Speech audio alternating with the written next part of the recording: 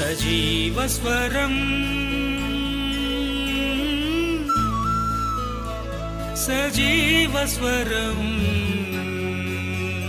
ప్రతి మనిషిని ఆత్మీయ బాటలో నడిపించే స్వరం ప్రభు యేసు స్వరం ఆ క్రీస్తు స్వరం సజీవస్వరం.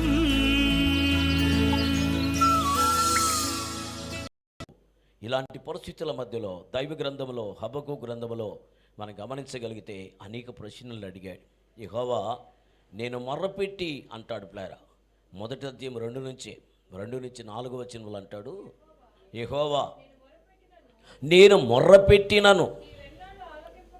ఈ మాట ఎప్పుడైనా అడిగారా మీరు? ప్రభా ఇవ్వు ప్రభా, నువ్వు ఇస్తావని నేను నమ్ముతున్నాను. కారణము నా ఎదలో ఇంకా పాపం ఉందేమో. అబ్రహాం అంటాడు కదా, యెహోవా నా మొర్ర వినకపోవును, ఎందుకంటే నా హృదయంలో పాపముంటే, నా అంతరంగములో పాపమును దాచిపెట్టుకుంటే, నా జీవితము అతిక్రమములని దాచిపెట్టుకొని యథార్థవంతుడిగా పైకి భక్తి కలిగిన వాడుగా ఉంటే నా ప్రార్థన దేవుడు వినకపోవును కదా అన్నాడు కదా. కానీ ప్రభా ఒకవేళ అలాంటి స్థితి ఏదైనా ఉంటే ఎంతకాలము దేవునితో రాజీ పడకుండా జీవించేస్తున్నాయి. సంవత్సరముల వెంబడి సంవత్సరములు గాలి, దేవుని బిళ్ళ గాలికి పొట్టి ఎగిరిపోయినట్లుగా సంవత్సరాలు తరిగిపోతున్నాయి. నీవు అనుకున్న కళలన్నీ కొట్టుకొని పోతున్నాయి. నీవు అనుకున్న జీవితం అంతా కొట్టుకొని పోతుంది. నీ జీవితంలో నెమ్మది లేదు, నీ కుటుంబంలో సంతోషం లేదు, నీ బిడ్డల జీవితంలో అనుకున్నవి జరగట్లేదు. కానీ అయినా కానీ నువ్వు రాజీ పడిపోతున్నావు. కానీ ఈరోజు దేవుడు చెప్తున్నాడు, నువ్వు రాజీ పడొద్దు, అడుగు, ప్రశ్నించు. ఎవరైతే నేను చక్కపెట్టగలరో, ఎవరైతే వాగ్దానం చేశారో, ఎవరైతే వాగ్దానం చేసి నిలబెట్టగలడో ఆ దేవుని నువ్వు ప్రశ్నించు, నువ్వు అడుగు. అడిగినటువంటి వ్యక్తుల్లో హబక్కూకు అక్కడ కనబడుతున్నాడు. ప్రజలు బాగా గమనించండి, నువ్వు అడగాలి. అందుకని దేవుడు అంటాడు, అడుగుడి, వెదకుడి, తట్టుడి. ఎంత బాగా తెలుసండి మనకు. కానీ అదే సమయంలో అంటాడు, అడుగకనే పొందలేక. కొంతమంది అడుగుతున్నారు, వారి యొక్క భోగముల నిమిత్తమై అడుగుతున్నారు, అందుకని పొందలేకపోతున్నారు. మరి అడిగితే ఇస్తానన్నాడే, మరి అడగకపోయినా నీకు తెలుసు కదా, పాట కూడా ఉంది కదా, అడగకము యెహోవా నేను మొర్రపెట్టి, నేనైతే మొర్రపెడుతున్నా, ఎన్నాళ్ళ వరకు నువ్వు ఆలకింపక ఉందువు. ఒకసారి చూడయ్యా, బలాత్కారం జరుగుతూ ఉంది. అయ్యా ఒకవైపున బలాత్కారం ఉన్నది, దోషం ఉన్నది, నాశనం ఉన్నది, బాధ, జగడములు కనబడుతున్నాయి. అయినా కానీ నీవెందుకో మౌనంగా కనబడతాను? ఎందుకో నీవు నన్ను అసలు పట్టించుకోవట్లేదయ్యా. నేను మొర్రపెడుతూనే ఉన్నాను. ఆకలి దప్పులున్నాయి, అన్యాయము రాజ్యం ఏలుతూ ఉంది. రాజ్యం సంగతి పక్కన పెడితే నన్ను ఏలుతుంది, నా ఇంటిని ఏలుతుంది. దరిద్రత నన్ను వేధిస్తూ ఉంది, అసమాధానాన్ని కలవరపెడుతున్నది. ప్రార్థన మొరపెడుతున్నాను కానీ అసలు ప్రార్థనకు ప్రత్యుత్తరం రాక అసలు దేవుడు ఉన్నాడా? జీతము నేను అనుభవించాలి, నా భర్త నన్ను భరించువాడు కదా, నేనెందుకు వృద్ధాప్యం ఉన్న తల్లిదండ్రుల దగ్గరికి వచ్చి నేనెందుకు ఇలా పరపంచులుగా ఉండాలి? ఎందుకు మరి ఆకలిగొన్న తినాలనుకున్న మా అమ్మని, మా నాన్ని, లేకపోతే మా చెల్లిని, మాకున్న మరిదిని నేనెందుకు మరి అడగవలసిన పరిస్థితులు వచ్చాయి? కష్టపడదా పెళ్ళి నేను చేయమన్నానా? ఎందుకు నాకు ఈ సమస్య? రేఖ నువ్వు ఎప్పుడైనా అడిగేవా? ఎందుకు అడగట్లేదు? రాజీ పడిపోతున్నావు. కానీ ప్రభు సమర్థుడు, స్థితులు మార్చగలిగినవాడు, మన్నును మహిమకరంగా మార్చగలిగినవాడు, చేదు మధురంగా మార్చగలిగినవాడు. అమ్మా నన్ను నయోమి అనొద్దా? ఏమనాలి? నిన్ను మారా అని పిలవమన్నాడు, కానీ మారాను మధురంగా మార్చేసాడండి యేసయ్య.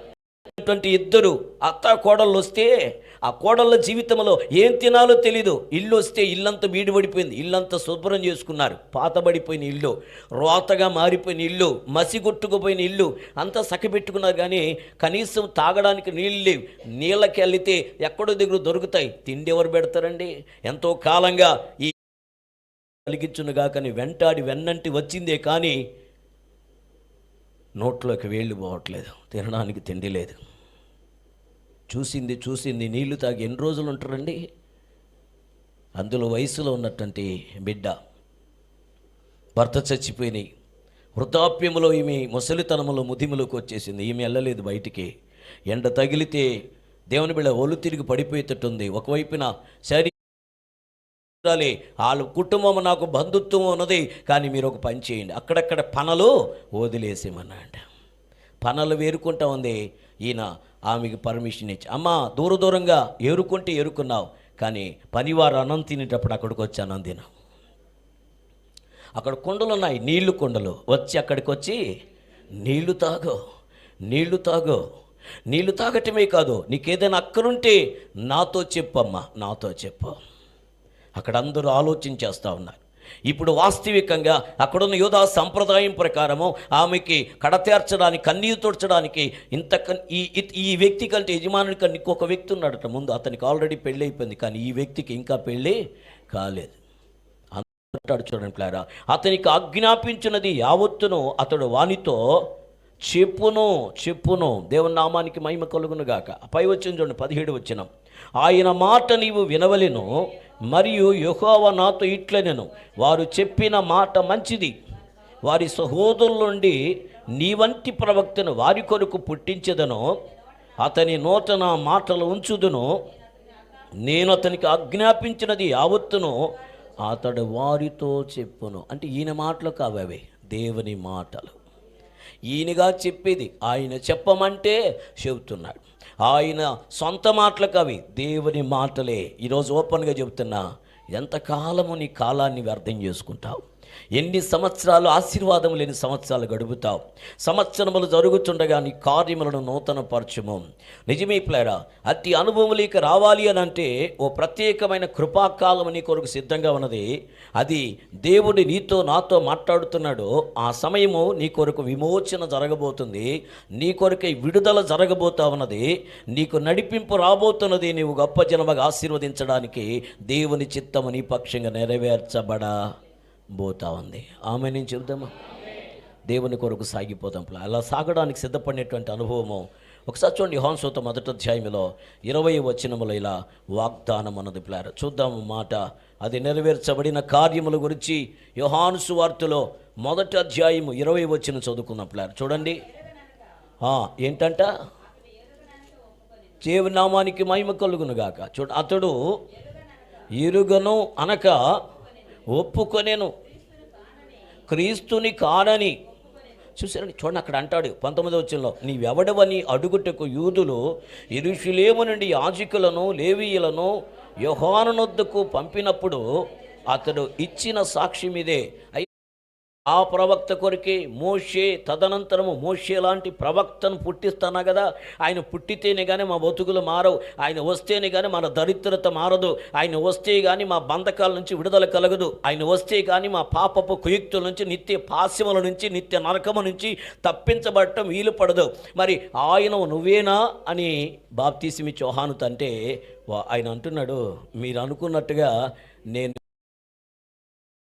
ఇప్పుడు చెబుతున్నాడు ఆయన. చూసారని హోషియా 2:14 వచనంలో ఆయన ఇలా మాట్లాడతాడు ప్లేరా, ఫలాలు లేకపోయినా అని మాట్లాడుతూనే ఈరోజు అందుకే చెబుతున్నాడు, ప్రశ్నించకపోతే సమాధానం దొరకదు. లోకమంతా దేశ నా మహిమని గురించిన జ్ఞానము భూమి అన్న ప్రతి స్థలములో, ప్రతి అడుగులో, అది పర్వతాల దగ్గర కానీ లేక సముద్రాల మధ్యలో చుట్టుపక్కల ఉన్న ప్రాంతంలో అంతా ఉన్నది కదా. నువ్వు నివసిస్తున్న స్థలములో కూడా, నువ్వు ఏ పల్లెలో ఉన్నావో, ఏ పట్టణంలో ఉన్నావో, ఏ సిటీలో నువ్వు ఉన్నావో, లేక ఏ ప్రాంతంలో ఉన్నావో అక్కడ కూడా ఉన్నది కదా. కానీ నీవైతే ఇలా అనుకుంటున్నావు ఏంటి? ఏమనుకుంటున్నావంటే తగువేస్తున్నాడు, చూద్దాం రాండ్రా, నీకు ఇచ్చింది ఏమైపోయింది, నీకు అప్పగిచ్చింది ఏమైపోయింది, పట్టుకురా వాడిని అన్నట్టుగా ఉంది. ఈరోజు అనేక మంది మిస్ చేసుకుంటున్నారు. మా ఆయన నా మాట ఏంటలే వినడు, మా ఆవిడ నన్ను జుట్టు పట్టుకునింది అన్నాడు. అలా పట్టుకునిందే? అలా పట్టుకోకూడదు కదా. పట్టుకునేటట్టుకు నువ్వు చేసావు, నువ్వు మాట వింటలేదు కనుక జుట్టు పట్టుకునింది. నీ మాట వినడానికి దేవుడు సిద్ధంగా ఉన్నాడు. మహిమను కూర్చిన జ్ఞానమట ఎక్కడుందట? భూమి అంతా ఉంది, సముద్రము జలములతో నిండినట్టుగా భూమి అంతా ఆయన మహత్యము గురించిన జ్ఞానముతో నిండి ఉన్నది. కానీ ఈ జ్ఞానము లేదట ప్రజల మధ్యలో. లేకపోవడం చూసి దేవుడు వ్యాజ్యమాడుతున్నాడు. అబద్ధ సాక్ష్యం పలుకుటయు, అబద్ధమాడుటయు, హత్య చేయుటయు, దొంగిలించుటయు, వ్యభిచరించుటయు భూమి మీద ఉన్న మానవులకు వాడిక అయిపోయింది. అంటే ఏది ఉండాలో అది లేదు, ఏది ఉండకూడదో అది వచ్చేసింది ప్రజలకి. కానీ ఇప్పటికైనా పర్వాలేదు, ఆయన నిన్ను ఆశీర్వదించడానికి సిద్ధంగా ఉన్నాడు. ఆకాశం ఆలకించుము, భూమి చెవియొగ్గుము, నేను పిల్లలు పెంచి గొప్పవానిగా చేసి తిని అని దేవుని బిళ్ళ అంగలారుస్తూ ఉన్నాడు. ఒక మాట చదువుకొని ప్రభు పాదాల దగ్గరికి వెళదాం. చూద్దాం ఆ మాట.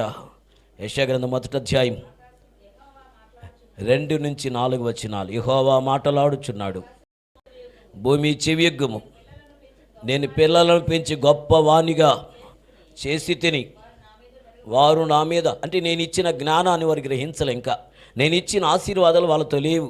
నేను ఆశించిన జీవితం వారి జీవితాలు లేదు. నేను ఆశించిన క్యారెక్టర్ వారికి లేదు, క్యారెక్టర్ లెస్గా ఉన్నారు. నేను ఆశించిన సత్యం వారికి లేదు, అసత్యములో ఉన్నారు, అబద్ధములో ఉన్నారు, అభూతిలో ఉన్నారు, పాపములో ఉన్నారు, భ్రష్టత్వములో ఉన్నారు. కానీ ఈరోజు నేను చెప్తున్నా, హబక్కూకు దాన్ని కనుగొన్నాడు, హబక్కూకు దానికి సాక్ష్యం చెప్తున్నాడు. నీవు కూడా దేవుని దగ్గర ప్రశ్నించి నీవు ఆశీర్వాదకరంగా ఉండడానికి సిద్ధపడు. కావాలంటే చూడు, ఈ నెల తిరగక మనిపే ఇక్కడున్న ప్రతి ఒక్కరూ సాక్ష్యం చెప్పడానికి సిద్ధంగా ఉన్నారు. సంపూర్ణ రాత్రి ప్రార్థన ఆత్మదేవుడు చెప్పాడు, జస్ట్ 12 days అని చెప్పాడు. ఆఫ్టర్ 15 days కల్లా మీ నోట సాక్ష్యం నేను ప్రకటించబోతున్న దేవుడు మాట్లాడాడు. ఆయన మాట సెలవిచ్చాడో, సేవకులు మాట్లాడారో, ఆ మాట దేవుడు స్థిరపరచబోతున్నాడు.